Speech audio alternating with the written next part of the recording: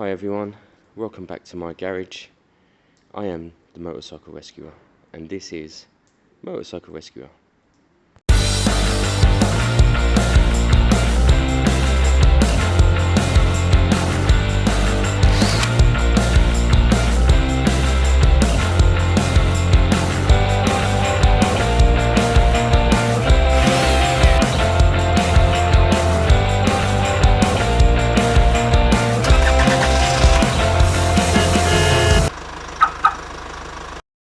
So yes, welcome back. This is a local, somebody who lives local.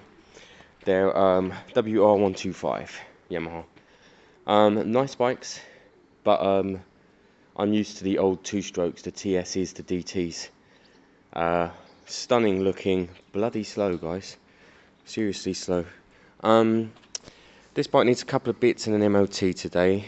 Of course, I'll be doing the work for free, but I've had the guy order the parts. He's not necessarily a charity, he's got the funds, so I'm just doing him a favour. But it's got me thinking about, you know, what garage prices might cost for stuff like this. So he's got the work that I did last week, rear indicators, and then today brake pads, new mirrors, new front lever because that won't pass MOT, and a puncture repair in the front, I believe. And I'm thinking, at the moment, this is probably going to cost him 70 quid, maybe 80. Now, in the mechanics, it's probably going to be closer to 200. And he bought this bike for £1,000. It's well worth 18.50 once it's kind of neatened up a touch. So he's got a great deal. But why not save 130 quid and do these bits yourself? The actual lever there is one bolt here. Underneath, in fact, this one is only even and tight, that part. So you take that part off, on, done. You've resolved one problem. Mirrors you don't need for MOT, but they're screw on, done. Problem number 2. I changed one rear indicator last week. Problem number 3, I topped up the oil. Now, I think this indicator is not okay. I don't think that'll pass, even though it flashes. So I'm going to be putting on 2 new ones that I've got in the garage anyway. And then of course puncture repair using the puncture repair kit there. So yeah, I'm going to do these few bits and pieces. I'm going to take this to an MOT and we'll see how it goes. I'm going to double check the oil today because I topped it up last week. The oil light still flashes up here, which is a bit annoying. I don't know if there's a way of resetting it. I know there's oil in there, I put it in myself. Let's start with this very simple lever swap. Very simple. So take off the little locking bolt underneath. 10mm takes off the top. Switch them over.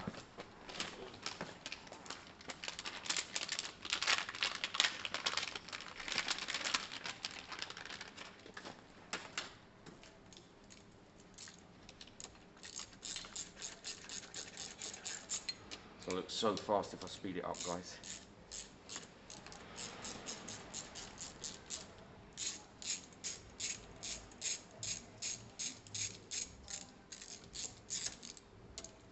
And we're out of here. And we're back. There you go, exactly like that. Put your locking nut back on the bottom.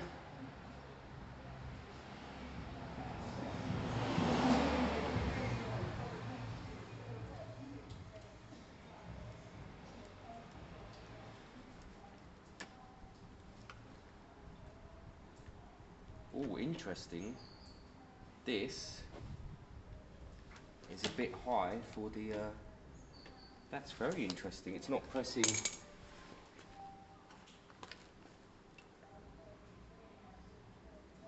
this a bit taller? Look here, guys. It's not pressing the brake switch. See that? That's really interesting. They look identical. Right, swap them back over. I'm going to have to do a bodge job on this. Basically, put some sort of softening ball on the end, basically gaffer tape, just to get it through. Okay, that was interesting, eh? So it's just not tall enough. What I could do is extend this slightly here with a piece of metal later, but it's a bit messy around that for what we're simply trying to achieve. But I will look into that because it's better. You alright, Al? Okay, problem 2. These indicators need to come off. My aim is going to be to take these off, just pull it back enough to change this one. I might even just do that for MOT and do the other one later afterwards. I don't think that's a huge issue. Or I'll just quickly do the same thing. So, just undoing them, pulling it back. The idea would be to unscrew this. I wonder what this tie is doing.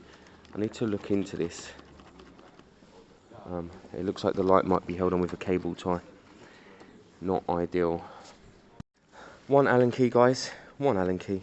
Pull it through. I'm going to slip it here. We're not using these again. I'm going to give myself lots of length. Slip it here. Strip back the wires. We've got the new ones over there. Switch. Done. Quick and easy.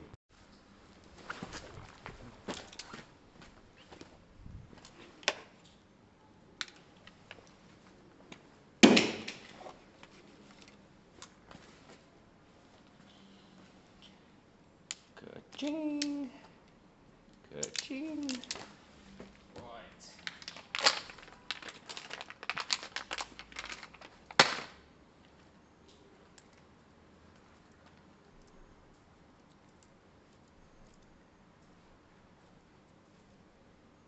Camera.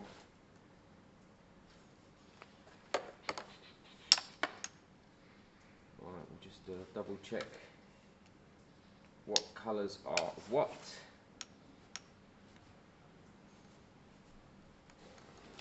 I'm going to go with black being black.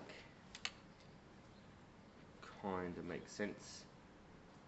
There you go, black being black. And then I'm going to go with green being yellow.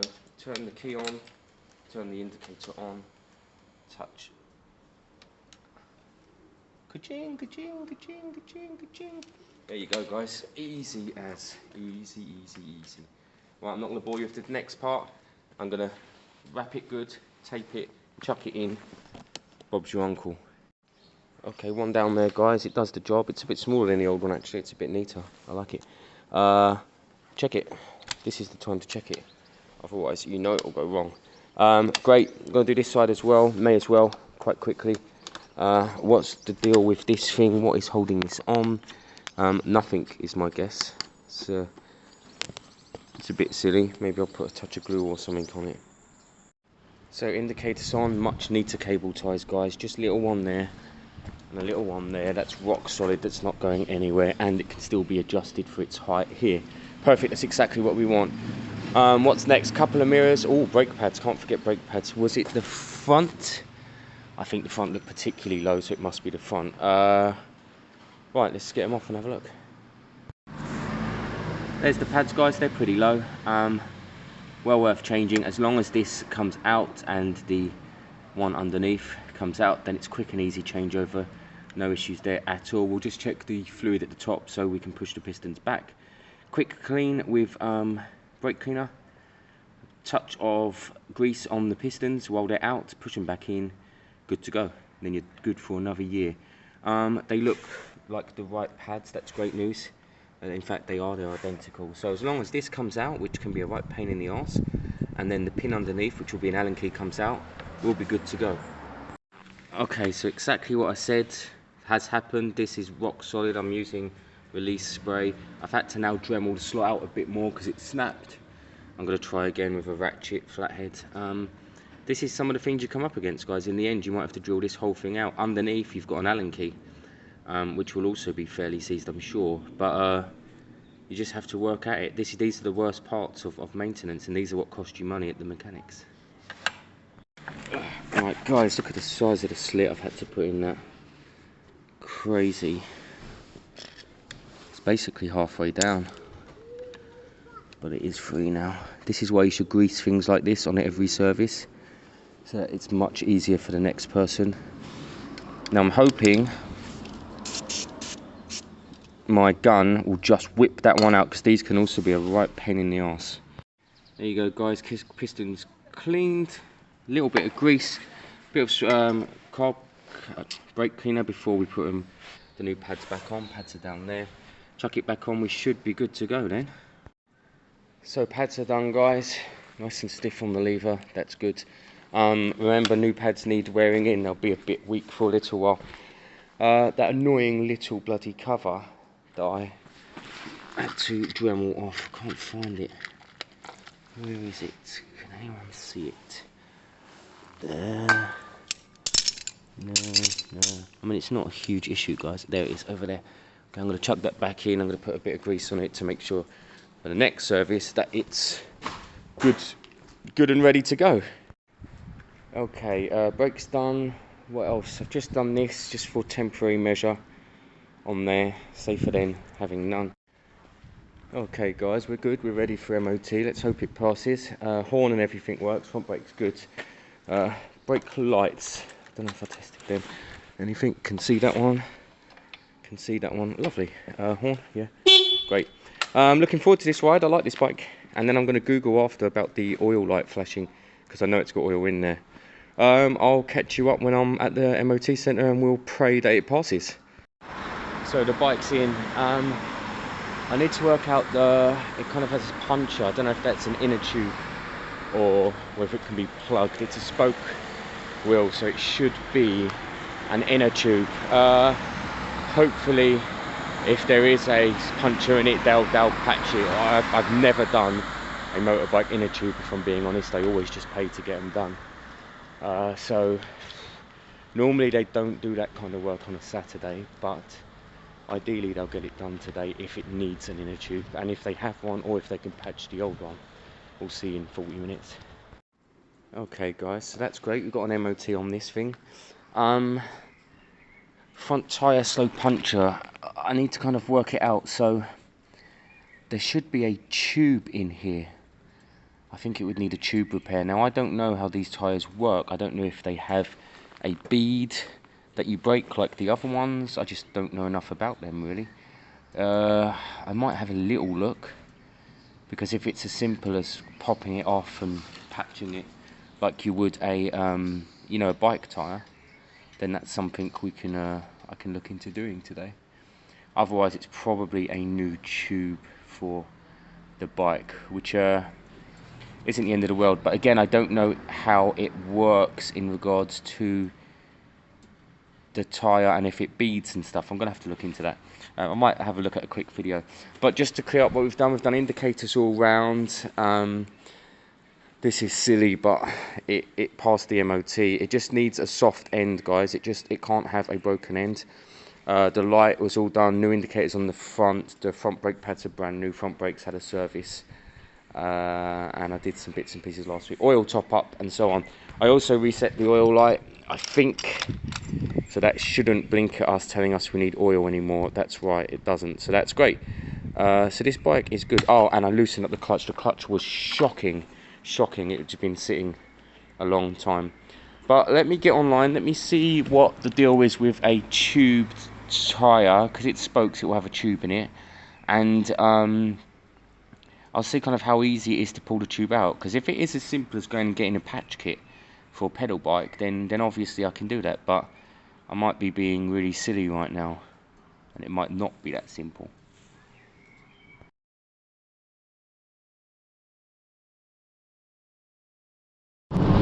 Hi guys, welcome back to my channel. Sorry, I'm not going to look at you because I'm focusing on the road, and that's the smart thing to do. I got Gary here next to me. I just said to him I'm going to do a quick chat about your crash, and no joke, he started waving up his hair and going, yeah, look, let's look. And I was like, no Gary, there's only one star to this show, and that's me. A couple of you I talked to about Gary's crash 2 weeks ago. Yes. It's very, very hard to explain, but I'm going to try and explain it now because we're driving to, oh look, police cars. Lucky am I doing the limit? Yes. Right, so a couple of weeks ago, Gary was riding near mine in Islington on a 2 or 3 lane road, it doesn't matter. He was in the left lane on his motorbike coming up to the traffic light. That's all you need to know at this stage. He's coming up to the traffic light is red. Last minute, there's a car already at the traffic light in the front, in the right hand lane, or coming up to his traffic light, throws his indicator on, pulls in, doesn't leave Gary enough time to stop. Gary brakes, skids and hits the back of the car and falls over. Yeah, and that bike falls over. Now this guy's a TfL Uber driver, so he's a professional driver. He, I just thought I'm checking my mirrors to see, make sure they're not following me. Guy gets out. Gary is obviously flustered. Nothing's happened to this guy. He's sitting in his warm car. Gary's come off his motorbike and he's on the floor.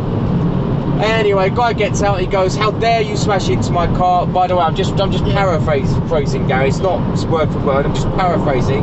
Basically, "How dare you hit my car? Can't believe it. You've damaged my car. I think you should fix your bike. I'll fix my car, and we'll leave it to that." Gary says something along the lines of, "No, that's ridiculous. You've cut me up. I've crashed into you. My bike's wrecked. Your car's fine. I want all of your details so that we can go for insurance and do it properly, or just agree to pay for my bike," something like that. Basically, to cut a long story short, he refuses to give his insurance details.